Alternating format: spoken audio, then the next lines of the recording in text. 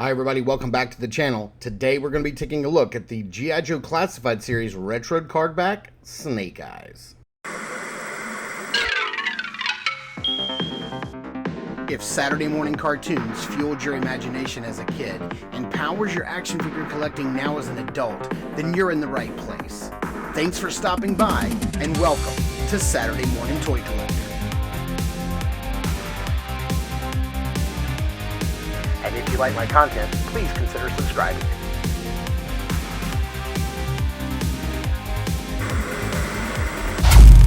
Taking a look at the front of the package here, you can see, man, there's some beautiful card art going on here.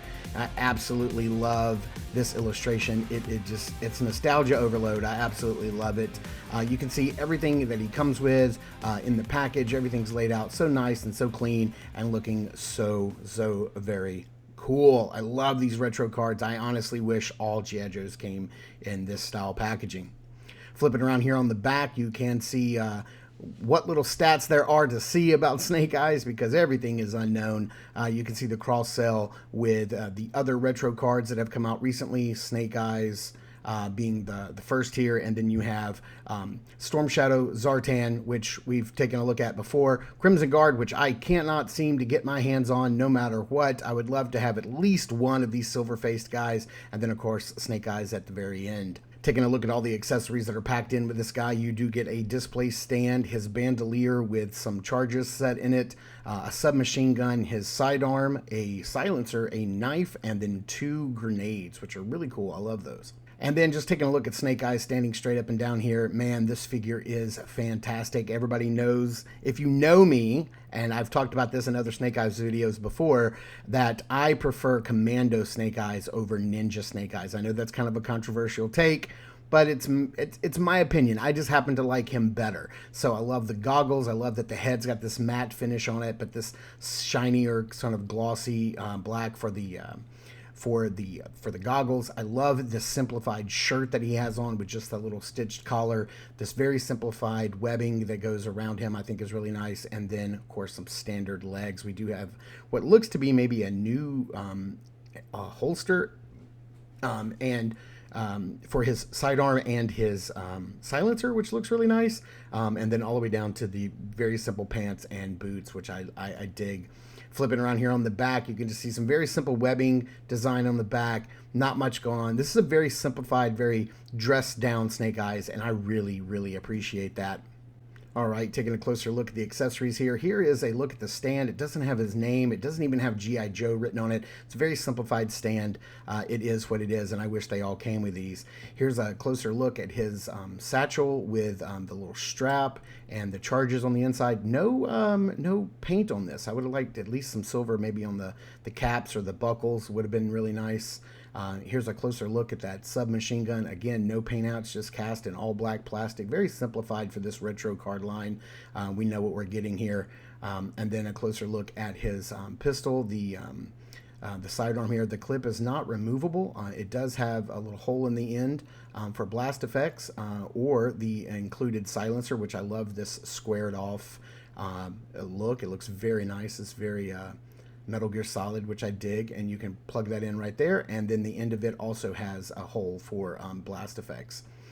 Here's a closer look at the tiny little side knife that he comes with.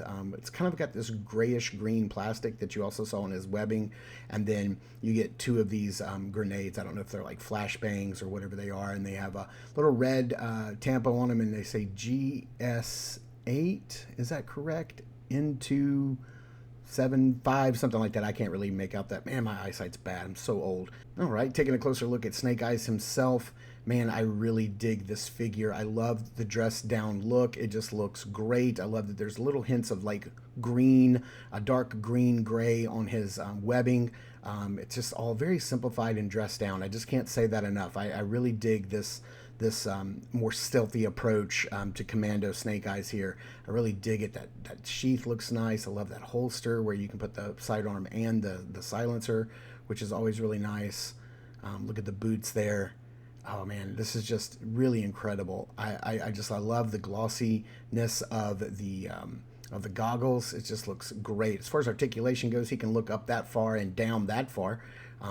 kind of gummy and wants to push back into place, he can bend forward about that far, and he can bend backwards a ridiculous amount, which is really nice. As far as the arms go, he does have a slight butterfly joint, and it does kind of work. Arms go all the way around. He can go all the way up and hit that T-pose, no problem. Looking really good there.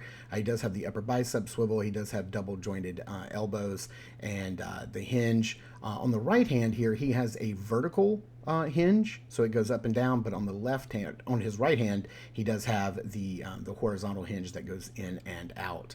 He does have the drop down leg. He can go forward about that far, which is great, and go all the way back, which is also nice.